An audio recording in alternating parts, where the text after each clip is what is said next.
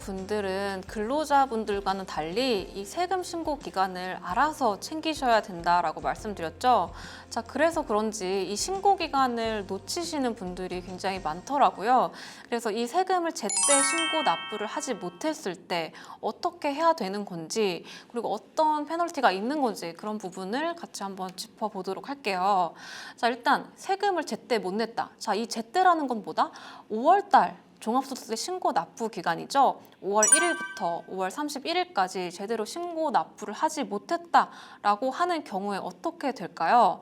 첫 번째, 일단 우리 납부 기한이라는 것을 지키지 못했다라는 것에 대한 페널티가 있겠죠. 우리 납부 기한이라는 거는 말 그대로 국가 또는 지방자치단체, 시청, 구청 등에 대해서 납부해야 되는 금전 등에 대해서 채무 이행 기간이다라고 보시면 되고, 우리 프리랜서의 소득세는 당연히 5월 31일까지가 납부 기한이 되겠죠.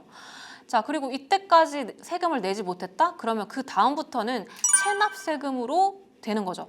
그래서 납부 기한 내에 내지 못한 세금은 체납 세금으로 우리 따로 징수가 될 것이다 라고 보시면 되겠습니다.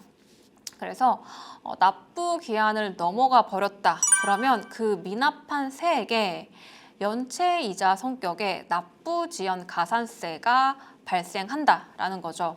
그래서 하루당 0.025% 이자율, 이게 별거 아닌 것 같아도요, 꽤 센 이자율이거든요. 그래서 이거 하루하루마다 0.025% 이자 부담을 해야 되니까요, 하루라도 빨리 신고 납부를 하시는 게 유리하겠죠.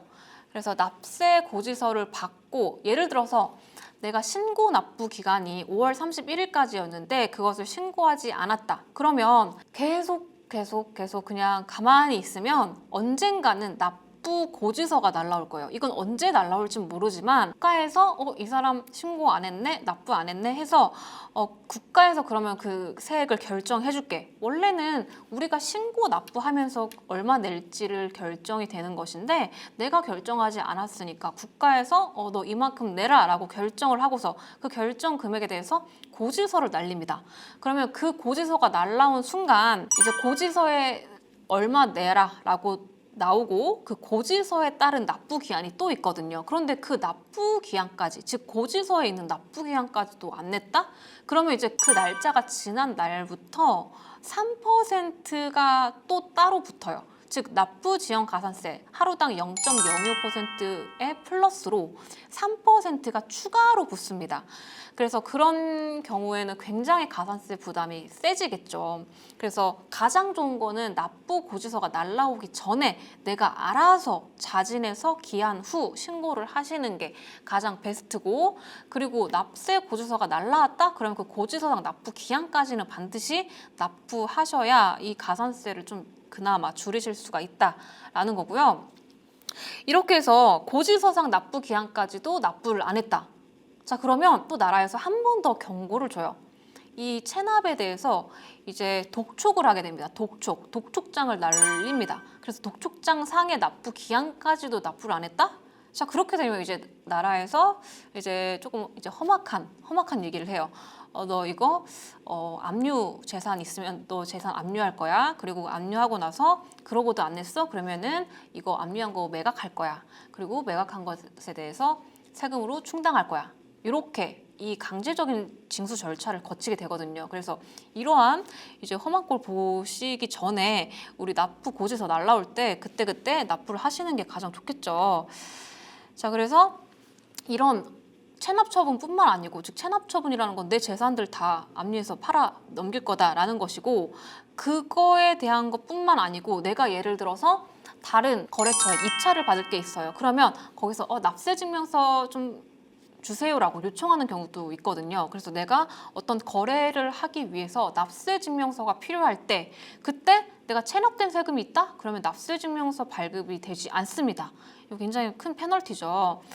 자, 그리고 관허사업 제한이라고 해서 내가 어떤 사업을 하기 위해서 시군구청에 허가를 받는 그런 경우도 있는데, 그런 것들도 다 제한을 받을 수가 있다. 체납이 되면. 그리고 출국하는 것도 규제를 당할 수 있다. 라는 것, 이러한 기타 행정 제재가 있기 때문에 체납을 안 하시는 게 가장 좋다라는 것이죠. 그러면 내가 이미 신고 기간을 놓쳐버렸는데 그럼 나 어떻게 할 수가 있느냐? 자, 홈택스에서 신고 납부하시면 돼요. 늦게라도 신고 납부하실 수가 있다, 스스로.